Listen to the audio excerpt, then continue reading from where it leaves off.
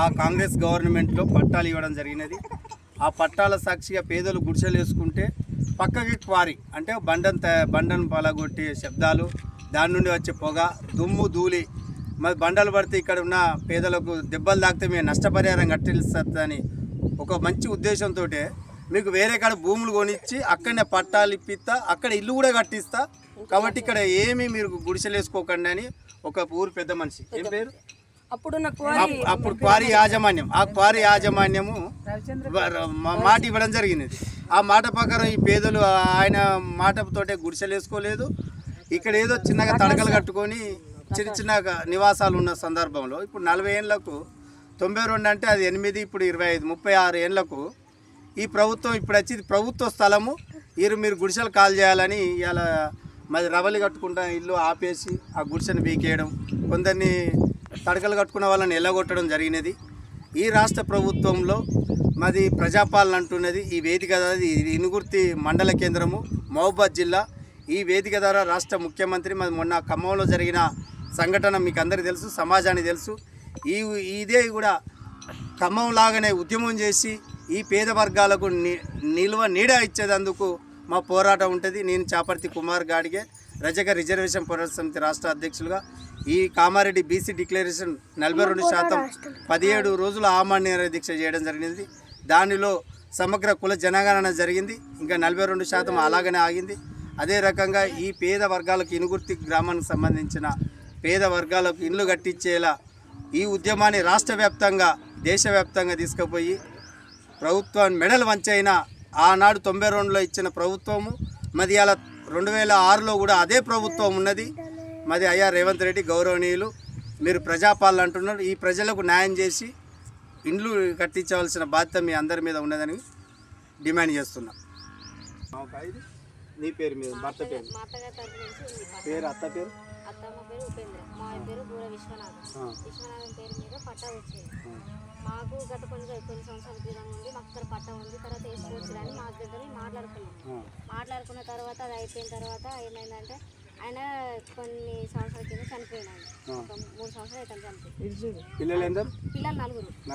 ఇప్పుడు ఏమంటారంటే నేను ల్యాండ్ మీద ఎట్లా పట్టా ఉందని చేసుకున్నామని అంటే ఇది పట్టా ఈ పట్టా లిస్టుల ప్రకారం తీసిస్తాం మేము, అంతవరకు కట్టవద్దని సరే మరి నాకు ఆపది నా పరిస్థితి బాగాలేదు, నేను కట్టుకోవాలి, నా పిల్లలు పెద్దగా అవుతారు, నేను ఉండాలని నువ్వు రూమ్ కిరాయి తీసుకోవాలని, లేకపోతే మా ఇంట్లో కిరాయి కానీ ఉందా అనేసి కొందరు పెద్ద మనుషులు అన్నారు. మీ రూమ్లలో నేను ఎందుకు ఉండాలి, నేను కిరాయి ఎందుకు ఉండాలి, నాకు పట్ట ఉంది గుడిసెలు వేసుకొని కట్టుకోవాలని నేను అన్నాను. అనేసాను అంటే దీని మధ్యలో ఆపేసి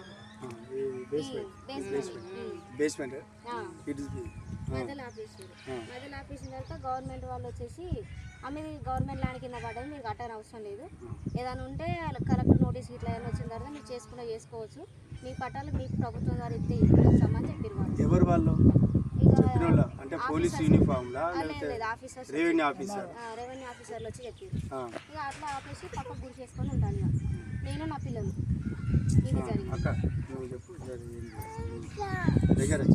ఇది గత 40 సంవత్సరాల నుంచి ఇక్కడ పట్టాలు ఇచ్చిన ల్యాండ్.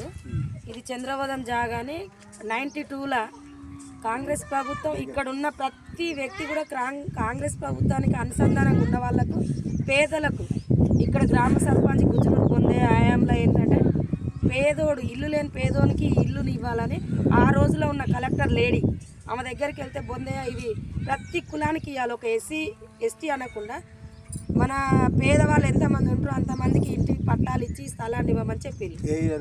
92లో కాంగ్రెస్ గవర్నమెంట్ ముఖ్యమంత్రి ఎమ్మెల్యేలు ఎంపీలు వచ్చి ఇదే స్థలంలో కాంగ్రెస్ పెద్ద మీటింగ్ పెట్టి పేద ప్రతి వర్గానికి ఈ కులం ఆ కులం అని ప్రతి వర్గానికి పట్టాలు ఇచ్చింది. 300 చిల్లర పట్టాలు ఇవి. ఆ రోజులలో మేము ఇల్లు కట్టుకున్న వాళ్ళు కట్టుకున్నారు, గుడిసెలు వేసుకున్న వాళ్ళు వేసుకున్నారు. ఏంటంటే ఇక్కడ ఉన్న సమస్య ఏం జరిగింది, పట్టాలు ఇచ్చిన తర్వాత కొంతమంది నెగ్లెక్ట్ చేసి వేసుకోలేకపోయారు. తర్వాత క్వారీ నడిచే టైంలో గ్రాండెడ్స్ అంతా పిల్లలు బాంబులు పెడితే పడుతూ ఉన్నాయి. ఆ భయానికి కొంతమంది వేసుకోకుండా తర్వాత దీంట్లో స్కామ్ ఏంటంటే గత క్వారీ ఎవరైతే ఉన్నారో ఆ వ్యక్తి మాకు 1 లక్ష రూపాయలు ప్లస్ ఒక ఇల్లు కొని ఇస్తాం అంటే ప్లాటు ఇల్లు కట్టుకోవడానికి, ఈ క్వారీ బాంబులు పడితే ఈ జనాలు నష్టపోతారన్న ఉద్దేశంతో మాకు ఇక్కడ ఉన్న కమ్యూనిటీ మీరు ఇక్కడ వేయొద్దు, మీకు వేరే పట్టాలు కొనిస్తామనే మాటతోని జనాలు కాస్త ఆగిన తర్వాత ఏం జరిగిందంటే ఇక వేసుకున్న వాళ్ళందరూ ఇప్పుడు ఉన్నారు. పట్టాలు ఇచ్చిన స్థలాలే ఇవన్నీ. గత ప్రభుత్వం ఇచ్చిన స్థలమే ఇది. ఒక పర్సన్ ఇచ్చిన స్థలం. వారి రాళ్ళు పడుతున్నప్పుడు ఏదో అన్నారు, రాళ్ళు పడతాయి అని చెప్పి అతను ఏం చేసిందంటే మనిషికి ఇంటికి ₹1,00,000 పట్టా ఇల్లు, మేము ల్యాండ్ కొని కట్టిస్తాం, మీరు ఇల్లు కట్టవద్దు అనేది అబ్జెక్షన్ గత సంవత్సరం జరిగింది. అంటే ఒక 40 ఏళ్ళ కింది విషయం ఇది. అది అక్కడనే నెగ్లెక్ట్ చేసుకుంటూ వస్తే ఇప్పుడు జరిగేది ఏంటంటే దీంట్లోనే స్కామ్ జరిగి ఇది గవర్నమెంట్ ల్యాండ్ అని రెవెన్యూ ఆఫీసర్ మరి ఎవరు వచ్చి ఈ బోర్డు నాటి ఇక్కడ ఉన్న జనాలను చాలా పరిశాన్ చేస్తాను, వేసిన ఇండ్లను కూడా తీయండి అనేది వాదన నడుస్తుంది. దీనిపై కొంతమంది అంటే మనకు సహకరించే లీడర్లు కావచ్చు, ఈ లోకల్లో ఉన్న పెద్ద మనుషులు కావచ్చు, వేసిన ఇండ్లు ఇచ్చిన పట్టాలు ఇది మాది మాకే అనేది వాదన తెస్తాం. కాబట్టి ఇది గవర్నమెంట్ దృష్టికి నేను తీసుకెళ్ళాలనుకుంటున్నా. ఇది గవర్నమెంట్ దృష్టికి తీసుకెళ్తా. ఇక్కడ ఇచ్చిన 300 పట్టాలు ప్రతి ఒక్కరికి పట్టా ఉంది. ఇది ఖచ్చితంగా పట్టా వచ్చేంత వరకు దీన్ని ఎక్కడి వరకైనా నేను తీసుకెళ్ళడానికి నేను రెడీ. పేదోళ్ళము ఇప్పుడు 40 ఏళ్ళు మేము ఈ గుడిసే పట్టా ఉన్నది. నాకు 2 ఉన్నాయి, ఒక్కటి కాదు. రేదులు ఇంకేది పేదోళ్ళం మేము. ఇప్పటి నుంచి ఎవరిచ్చినమ్మా మరి స్థలాన్ని? అలానే పొద్దునూరు పొంది ఇచ్చిండు, వేసుకోమన్నాడు. అప్పుడు ఏ ప్రభుత్వంలో? కాంగ్రెస్ ఎవరు వచ్చిళ్ళు? పొందే వచ్చారు అప్పుడు ముఖ్యమంత్రి కాంగ్రెస్ పెద్ద జెండాలు వేసి టెంట్ వేసి పట్టాలు ఇచ్చిందా? పట్టాలు వాళ్ళు ఇచ్చారు. ఈ బొంద ఎక్కగానే వీళ్ళు ఇచ్చారు పట్టాలు. మా బావకును మా నా పేరుకి 2 వచ్చినాయి. ఏ సంవత్సరం?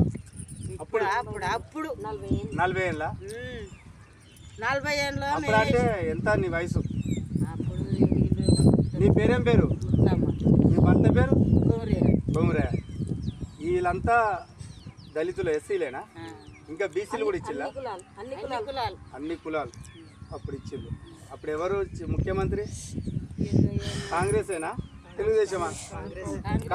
కాంగ్రెస్ ప్రభుత్వంలో ఇచ్చిళ్ళు. ఇప్పుడేమంటారు మరి? లేదు, గవర్నమెంట్లో పడ్డది మేము ఇవ్వవు, ఇవన్నీ గుడిసెలని బీకేంటే ఎందుకంటే ఈ నుంచి మొత్తం తీసుకుంటే ఇవన్నీ కట్టినవి అన్నీ తీసుకురా మా పట్టాలు ఇట్లా మూడేసుకొని పోతామని మేము అన్నాం. అంటేనే ఈడ ఆగింది. వాళ్ళని ఏమంటలేడు, ఆడేసుకున్నాడు స్లాబులు పోసుకున్న వాళ్ళని ఏమంటలేదు. ఆడేసుకున్నారు. ఇప్పుడు కుమ్మరోడు కడతాడు, అది వెంకన్న కట్టిండు. సరే అమ్మా, నువ్వు ఇట్లా వచ్చిందా? కుంచిది కట్టింది. ఏం పేరు?